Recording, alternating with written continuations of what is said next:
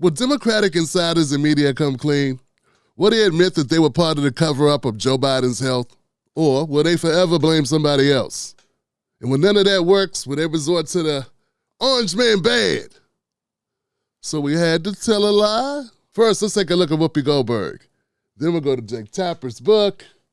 Then we'll come back and I'll drop the elbow on this whole mess. I'm Tim Black, and this is my BS detector. Tim Black's BS detector. Tim Black's BS detector. Tim Black's BS detector.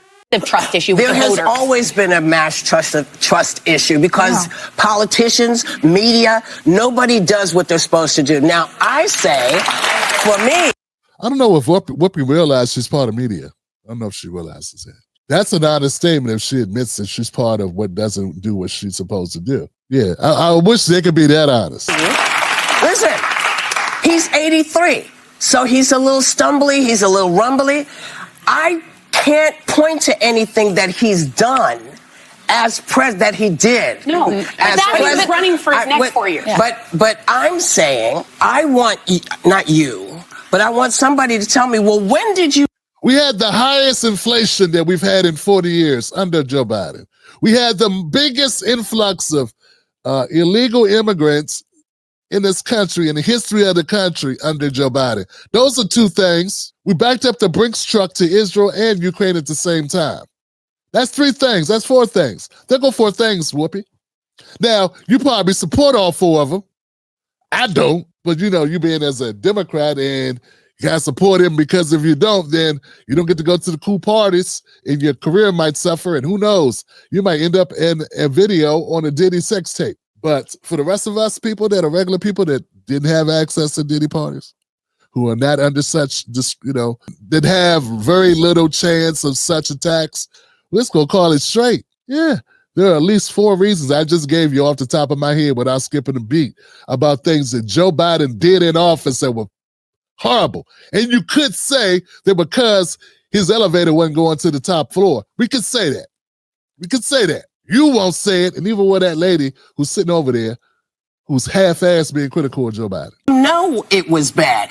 If you knew, why did you wait? Yeah, so can I answer that, Can I get in he for a said second? that it was after he moderated the debate. Yes, but that's not, I'm sorry, baby. That's not what I'm talking about. I'm talking about if you're telling me that hundreds of people knew that he was not able to do his job, then where the hell was everybody? He did his job. Man, people have been reporting on this. We've been talking about it in independent media.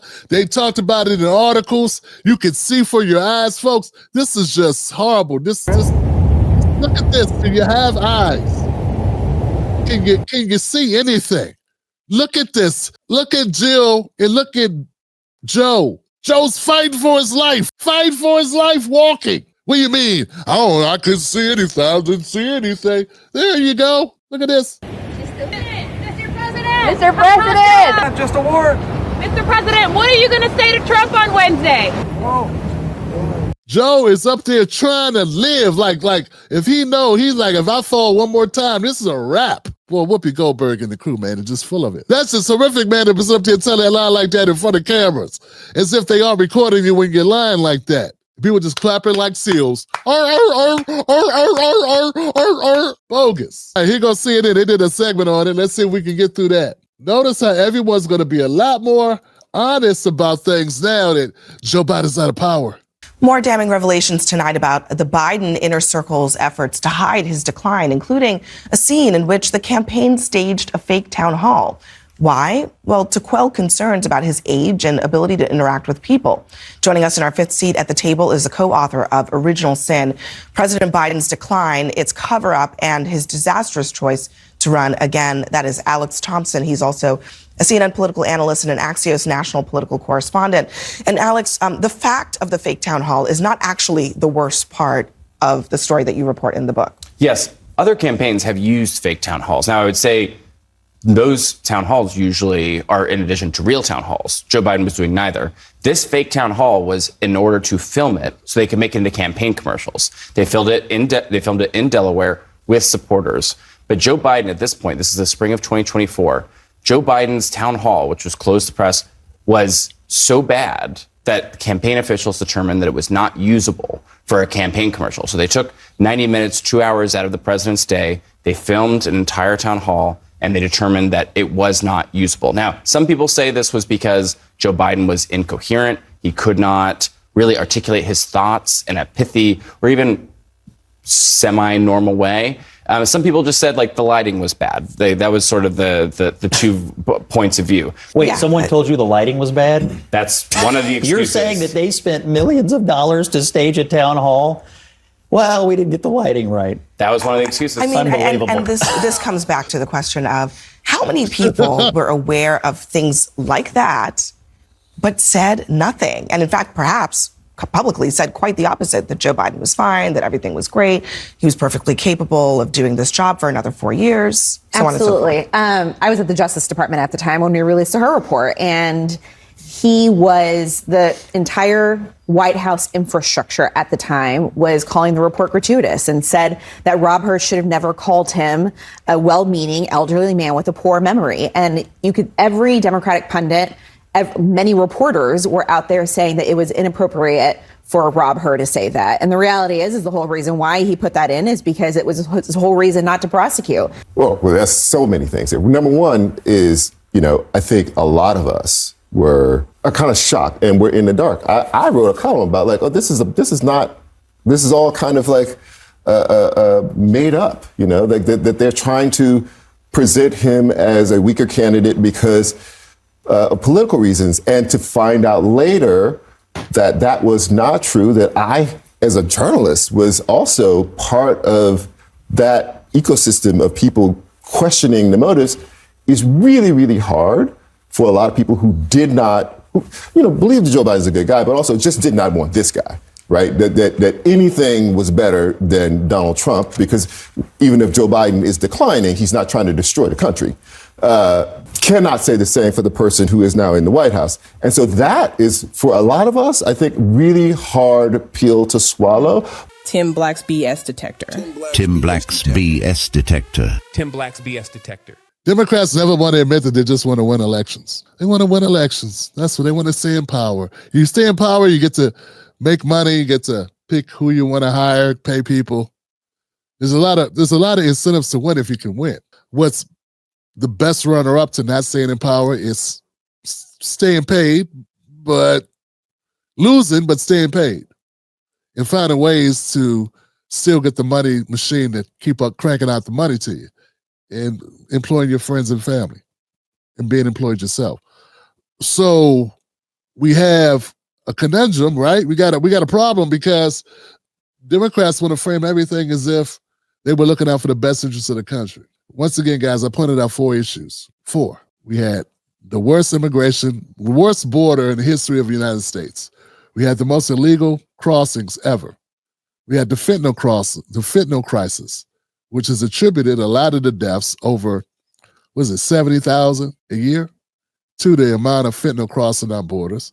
We got the worst inflation in the last 40 years. All this is under Joe Biden. So the worst economy, with all the hand-wringing and pearl clutching, everybody losing their mind about what's going on with the tariffs and all this stuff, our economy is still in a better place than it was under Biden, when people were quiet, when it was in the toilet under Biden. No one remembers this? So anyway, this idea that, Trump's going to destroy the country and Biden's going to keep it. It wasn't great under Biden. People keep saying, Trump's wrong with the Make America Great Again. Was it great under Biden? It wasn't great. He was just in control. And it wasn't great. I watched him every day. There's this view out there, and you see it written as like it's fact. Oh, Biden was mentally impaired. I didn't see that. And I sat in a room with him for hours and hours.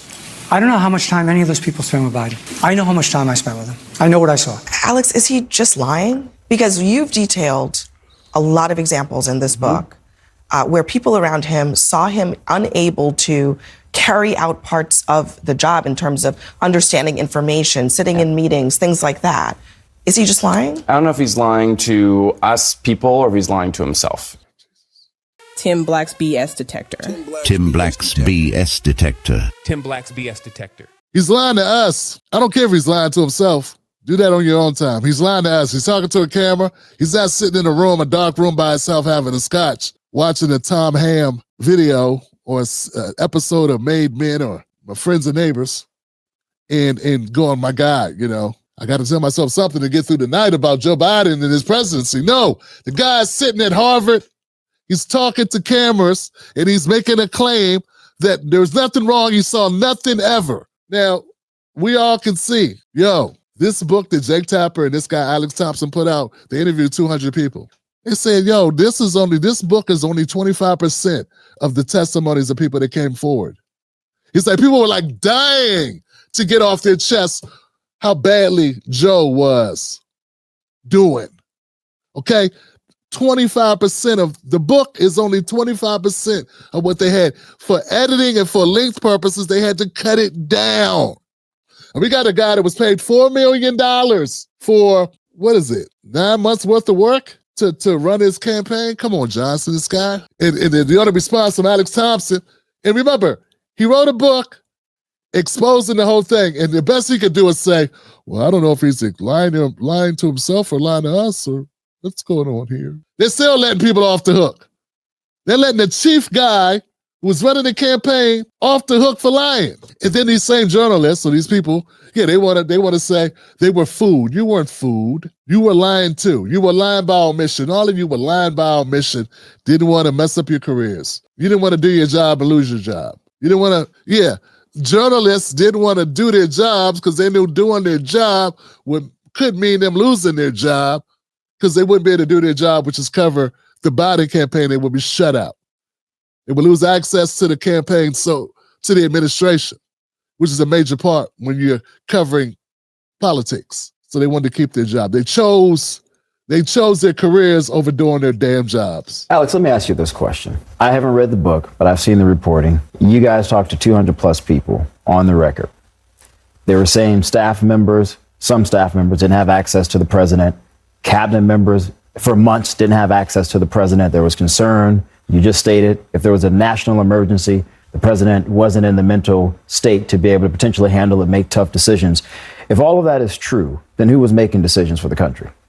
Well, I'd say, the president, there's also the president and there's the presidency, right? And there is an infrastructure around the president that is making decisions at all times. Now, there are some decisions that always have to go up to the president. But I'm saying that in the immediate circle around that, on the national security side, you're talking Jake Sullivan, Anthony Blinken. On the political side, Mike Donilon, Steve Ricchetti. On the policy side, Bruce Reed. And then also just sort of on the schedule, personnel side. Here's the conundrum for Democrats here. I get everything you're saying, Alex. I'm aware of that. When people vote for a president, they get their staffers, advisors are going to help do the job. They get that.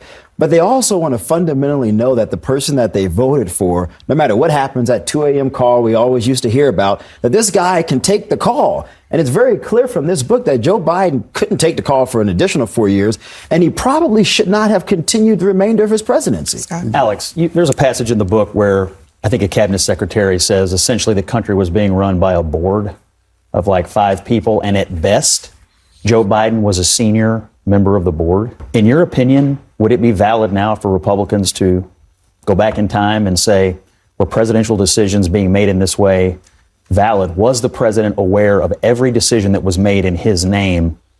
Isn't that a question that needs to be asked today? And did you uncover any answers to those questions in the book?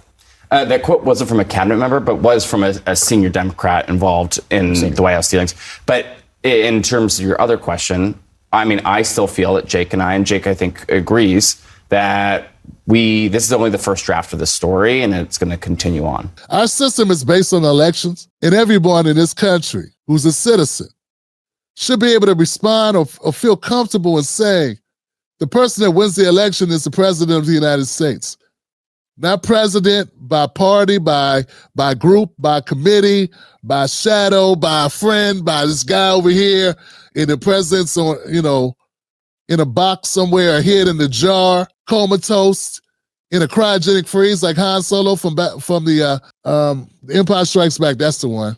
Yeah, this ain't the Matrix. So look, the Democrats have ruined their trust, people's trust in them.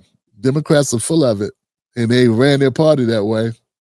And they lied to everybody in the world, not just in America, in the world. That shouldn't be okay. President Biden, whether he Nobody's a medical doctor at this table. We don't really know that. But one of the most concerning things, Alex, in the book is this idea that there were times when people around him didn't believe that he was following conversations. He couldn't understand the back and forth that was happening in front of him. That, to me, is a very important functional problem. I can't stand the Democratic Party for all of its lying and antics like this. This is what they've been doing to black people for the last 50 years in order to get the black vote.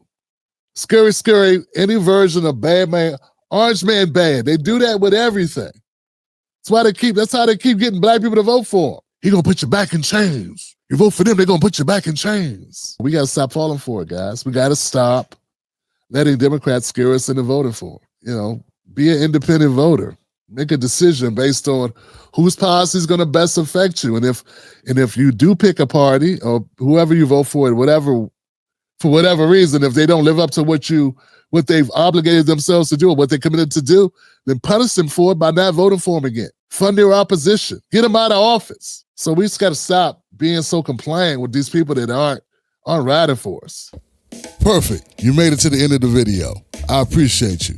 Now, Google thinks this next video is going to be perfect for you. It's right up your alley. So click the next video, watch that with me, and let's keep this politics going. You're built for this.